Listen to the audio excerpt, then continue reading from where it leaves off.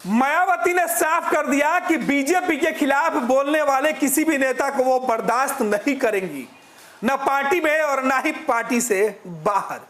Danish Ali BSP के सांसद, मायावती के इकलौते ऐसे सांसद जिन्होंने संसद में बीजेपी के खिलाफ बोलकर तहलका मचा दिया था। भाजपा के खिलाफ जब दानिश बोल रहे थे तो उनके खिलाफ में बीजेपी के सांसद ने जिस तरीके से टिप्पणी की कि मामला विवादों में पहुंचा और बीजेपी को सफाई देनी पड़ी। लेकिन अब उसी दानिश अली से जुड़ी बड़ी खबर उत्तर प्रदेश से निकलकर सामने आ रही है कि दानिश अली को बसपा ने, मायावती ने अपने पार्टी से बाहर निकाल दिया है। दरअसल दानिश पर आरोप लगा है कि दानिश पार्टी विरोधी गतिविधियों में शामिल थे। दानिश तब सुर्खियों में आए थे जब वो पिछले सत्र के दौरान सदन के अंदर मायावती के पार्टी से पक्ष रख रहे थे। उत्तर प्रदेश के अंदर जो दलितों के साथ, अल्पसंख्यक समाज के साथ, गरीबों के साथ नरेंद्र मोदी और उत्तर प्रदेश में योगी सरकार जो एक्शन ले रही है, केंद्र सरकार और उत्तर प्रदेश की वर्तमान योगी सरकार के खिलाफ दानिश अली को बोलना मायावती को नागवार गुजरा।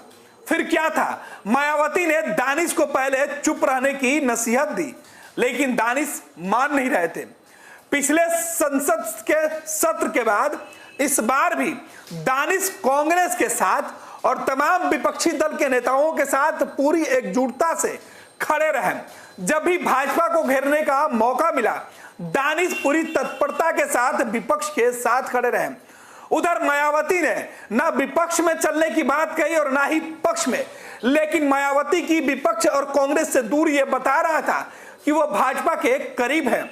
और यही वजह है कि मायावती ने अपने सांसद को हिदायत दी थी कि बीजेपी के खिलाफ कुछ नहीं बोलना है। लेकिन दानिश अली का ईमान डोल गया था।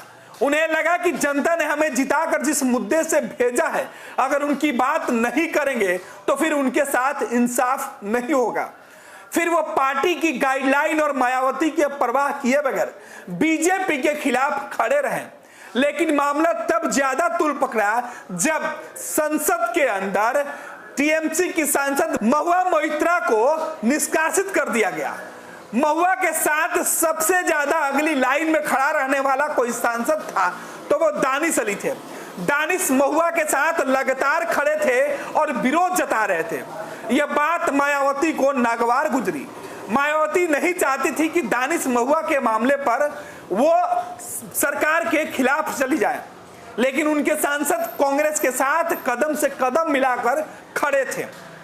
महुआ बार बार यही बात कह रही थी कि दानिश अली जो बीएसपी के सांसद हैं, मुस्लिम सांसद हैं, इनको बीजेपी ने जिस तरीके से टारगेट किया, सदन के अंदर बीजेपी के सांसद ने जिस तरीके से अपमानित किया, जलील किया, उसके बावजूद बीजेपी सांसद के ऊपर स्पीकर ने कोई कार्रवाई क्यों नहीं की।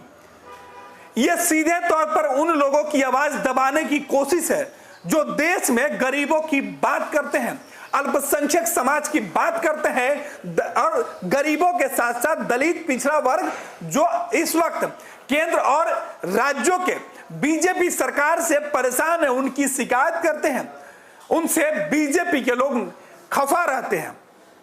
और यही वजह है कि महुआ के ऊपर जो आरोप लगा उस पर इतनी जल्दी कार्रवाई हुई और उन्हें संसद से अयोग्य घोषित कर बाहर निकाल दिया है।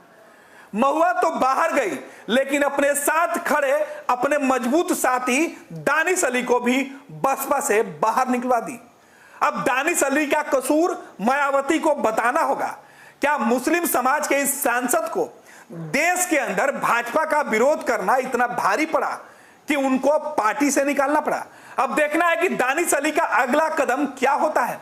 हालांकि मायावती की पार्टी की तरफ से जो दानिश अली को निकालने के पीछे कारण गिनाया गया है, उसमें बताया गया है कि कई बार मौखिक आपको निर्देश दिया गया था, आपको हिदायत दी गई थी कि आप पार्टी विरोधी कार्रवाई में हिस्सा नहीं लें, आप पार्टी विरोधी गतिविधियों में कम शामिल हो। लेकिन बार बार कहने के बावजूद अब सदन के अंदर या सड़क पे कांग्रेस पार्टी के साथ खड़े दिख रहे थे। कांग्रेस से कदम ताल मिलाते हुए मायावती को पसंद नहीं है। विधानसभा का चुनाव हो या लोकसभा का चुनाव, मायावती अपने गठबंधन के भविष्य पर फिलहाल कोई पत्ता नहीं खोली है, लेकिन पिछला उत्तर प्रदेश के अंदर के चुनाव में मायावती ने जिस तरीके से संट बोल दिया था, उसका सीधे तौर पर विरोधी दल ने यह आरोप लगाया था कि मायावती भाजपा के लिए काम कर रही हैं।